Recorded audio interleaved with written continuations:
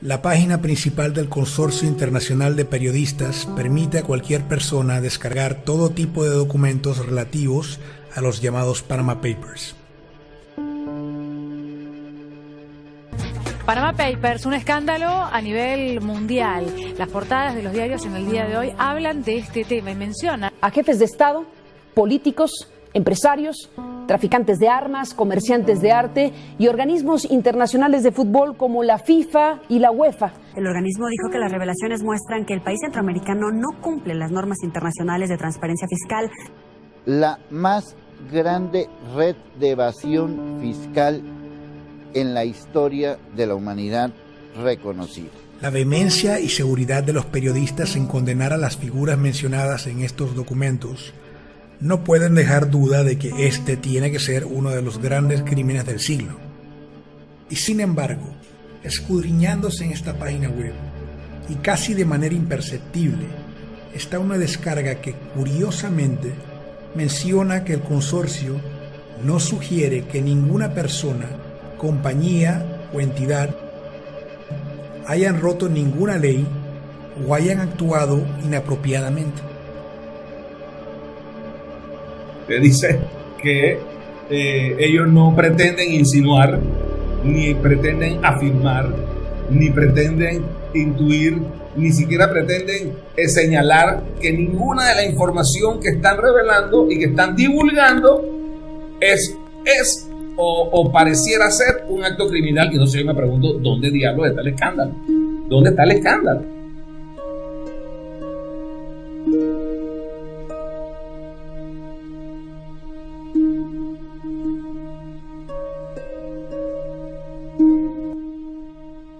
Julian Assange ha estado recluido en asilo político durante 4 años en la Embajada de Ecuador en Londres. Antes de Panama Papers y Edward Snowden, las filtraciones masivas de información se convirtieron en el estándar de operación periodística a través del destape de Wikileaks en 2010. Pero la postura de los gobiernos de países de primer mundo ante estas fugas de información ha sido muy diferente a la que tomaron ante la que ocurrió aquí en Panamá. No, I don't think Mr. Snowden was a patriot. The United States strongly condemns the illegal disclosure of classified information. El soldado estadounidense Bradley Manning ha sido sentenciado a 35 años de cárcel por la entrega de documentos clasificados a Wikileaks. Habrá que esperar a ver si los equipos legales recurren a esa sentencia. El tema de los Panama Papers y el tema de los Wikileaks son exactamente iguales. Una persona hackea información, se la da a esa persona, se la da a un tercero para que la suba a un portal, ¿no? En el caso de Panama Papers es el consorcio, y en el caso de Wikileaks es Wikileaks, correcto, era Wikileaks. Y sin embargo, en el caso del gobierno de Estados Unidos, para ponerlo como ejemplo, vemos cómo es el doble estándar. O sea, más claro no puede ser. Y aquí obviamente vemos que esto lo que es obviamente es la forma en que se está manejando hoy en día, o se pretende manejar, las potencias grandes en abierta violación al derecho internacional.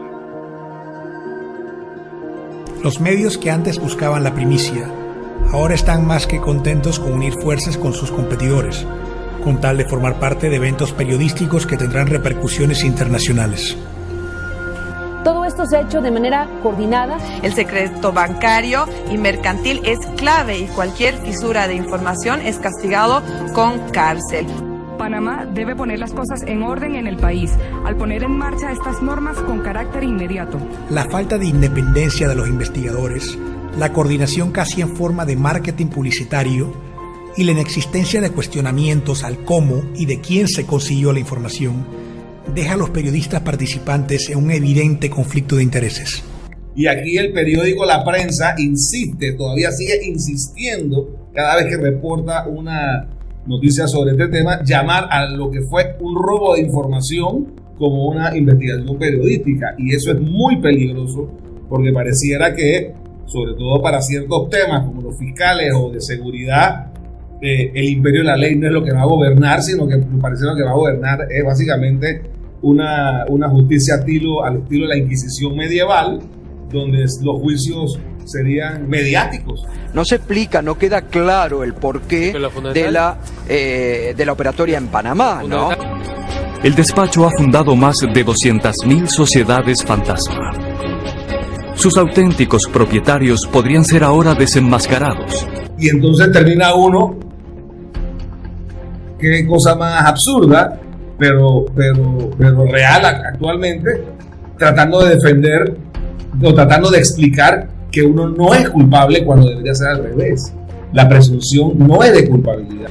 Luego de varios meses de que la narrativa mediática y las coaliciones políticas internacionales demonizaran totalmente el sistema financiero panameño, en Panamá es todo legal. Los resultados han sido que una firma de abogados redujera operaciones y que recibiera multas en alguna que otra jurisdicción.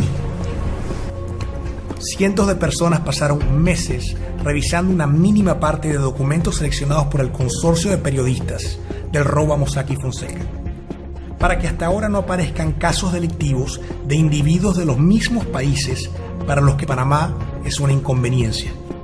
Y es justo aquí donde entra en juego el quién lo hizo. A pesar de todo lo que escuchamos sobre lavado de dinero o terrorismo, la preocupación de nuestros enemigos no es con lo ilegal, sino con lo que quieren que sea ilegal.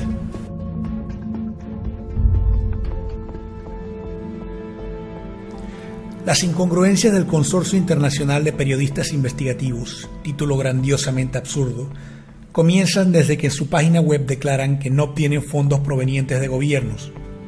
Sin embargo, el proyecto de reportaje sobre crimen organizado y corrupción, o bajo sus siglas en inglés OCCRP, el cual colaboró con el consorcio durante toda la investigación de Panama Papers, sí recibió financiamiento directo de los Estados Unidos, como lo reconoció su propio portavoz del Departamento de Estado. Lo hicieron a través de fondos de la USAID, entidad del gobierno de Estados Unidos.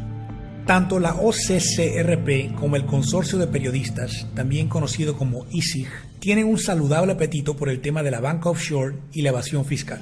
En las páginas de ambas organizaciones podemos ver diferentes proyectos basados en su mayoría en filtraciones en casos ocurridos en Suiza, Luxemburgo, Azerbaiyán y Ucrania. En esta última, la conocida revista Político los criticó severamente por ensuciar la figura del ejecutivo ucraniano usando evidencia bastante débil. Todas estas investigaciones comparten una característica con Panama Papers: la falta de nombres relevantes de ciudadanos estadounidenses con propietarios de sociedades offshore. In the Panama Papers, you had hardly any American citizen listed. What is entirely missing in those revelations is the United States. No mucho tiempo aparecidas las listas, se podían notar los primeros patrones. Los nombres más importantes venían de países hostiles a Estados Unidos, como Rusia, China, Siria y Venezuela. En el caso de Rusia y China, Vladimir Putin y Xi Jinping no tenían conexión directa a las sociedades mencionadas. Las peticiones por una liberación de datos total que incluyera clientes americanos no se hicieron esperar, y poco después, ISIG liberó datos de decenas de ciudadanos americanos. Mencionaría los nombres, pero les serían francamente irreconocibles. Tendríamos que pensar entonces que Estados Unidos es hogar de los gobernantes y billonarios más honestos de todo el planeta. Pero que encontremos nombres de enemigos de Estados Unidos en realidad no es una sorpresa. El propio periódico que recibió originalmente las filtraciones de Panama Papers, Süddeutsche Zeitung, ha afirmado que los medios corporativos utilizan una metodología de búsqueda con nombres asociados a sanciones impuestas por las Naciones Unidas, dejando por fuera corporaciones masivas de Occidente. Esto crea una evidente agenda politizada.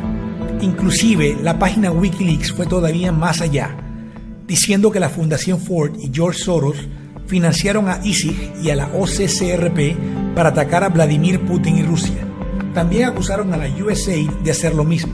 Semanas antes, Vladimir Putin había hecho una aseveración similar.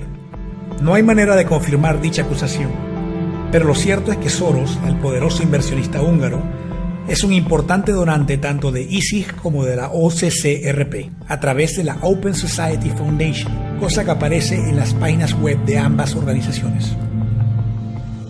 La Open Society no es el único donante que comparten. La Ford Foundation, la Carnegie Endowment y el Rockefeller Family Fund son algunas de las organizaciones sin fines de lucro que aparecen entre la lista de benefactores. Además de la filantropía, los Rockefeller se han desempeñado exitosamente en el mundo de la banca de inversión, al igual que la poderosa dinastía financiera Rothschild. Andrew Penny es el director de la firma financiera Rothschild & Co. En 2015 le escribió una carta a sus clientes recomendándole mover sus fortunas a Reno, Nevada, porque era efectivamente, y cito, el paraíso fiscal más grande del mundo. En enero del 2016, la afamada compañía de información financiera Bloomberg publicaba un interesante artículo firmado por Jesse Drucker, periodista de investigación, en el que destacaba que Estados Unidos se estaba convirtiendo en el paraíso fiscal favorito de las grandes fortunas. Según el artículo, Penny aconsejaba a los grandes capitales a trasladar sus fortunas a Estados Unidos porque se había convertido en la mejor opción. Efectivamente, ya existen firmas financieras suizas, inglesas y caribeñas de servicios financieros que están trasladando a sus clientes a Estados Unidos, porque simplemente no están dispuestos a compartir información automáticamente. Proposing to do things that would kind of up the level of scrutiny, but so far that hasn't happened and would require congressional approval, which I think the Treasury Department knows would be quite difficult.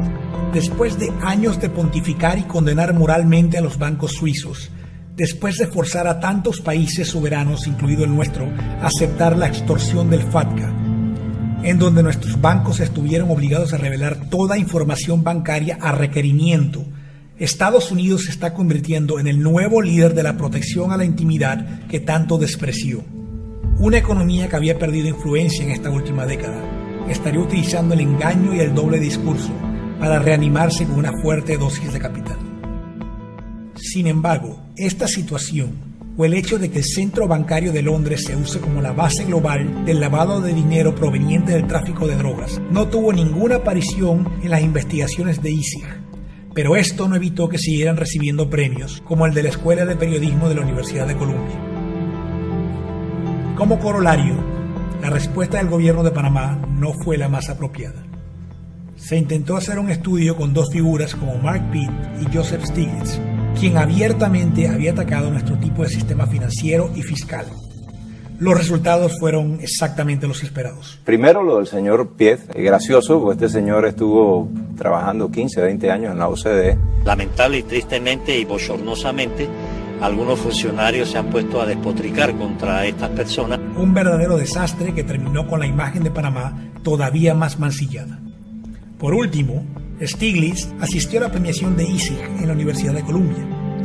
Lo hizo para acompañar a su esposa, Anya Schifrin, quien no solo trabajaba en la universidad que entregaba el premio, sino también en la junta directiva de un programa dentro de la Open Society Foundation de George Soros. Entonces, para tener todo en contexto, pongamos uno tras otro todos y cada uno de estos hechos. 1. El consorcio de periodistas o ISIG asegura que no recibe fondos de gobierno, pero sus colaboradores de OCCRP lo hicieron a través de fondos de la USAID. 2. Ambas organizaciones periodísticas se concentran en filtraciones de temas fiscales. 3. Casi todos los individuos nombrados por los Panama Papers son enemigos de Estados Unidos. Ningún norteamericano importante ha aparecido hasta la fecha. 4. Wikileaks acusa a la USAID y a la Open Society de George Soros de financiar al consorcio de periodistas y a la OCCRP para atacar a Vladimir Putin. Sí, la Open Society es donante tanto de la ISIG como de la OCCRP. 6. En un artículo de Bloomberg aparece cómo Nevada ahora captura capitales por su protección al secreto bancario. El director de la firma financiera Rothschild & Co. lo describe como el paraíso fiscal más grande del mundo. 7. Numerosas firmas de servicios financieros están convencidas que Estados Unidos no entregará la información bancaria que le exige la OCDE, de la misma manera que la OCDE nos las exige hoy a Panamá, o que Estados Unidos nos las exigió a nosotros con el FATCA. 8. Se trae a asesorar a Panamá a un enemigo de nuestro sistema fiscal. Previsiblemente fracasa, ataca públicamente al país y regresa con su esposa, quien trabaja en la universidad que premia el consorcio de periodistas y al mismo tiempo trabaja en la junta directiva de un programa de la Open Society de George Soros, una de las principales fuentes de financiación de los Panama Papers. Y la existencia de todos estos vínculos son una simple coincidencia. Al final del día, Mossack era el blanco perfecto, una reliquia de un pasado en donde no se cumplían las reglas porque no habían reglas. las bolsas de dinero, los banqueros mirando hacia otro lado, Panamá, Miami, París. Sencillamente era otro mundo y otros tiempos. Por más que invirtieron en adaptarse a los tiempos, como demuestran los correos que aparecen en las filtraciones, siempre quedaban esas excepciones. Pero entonces, ¿qué es lo que hacía esta firma especial?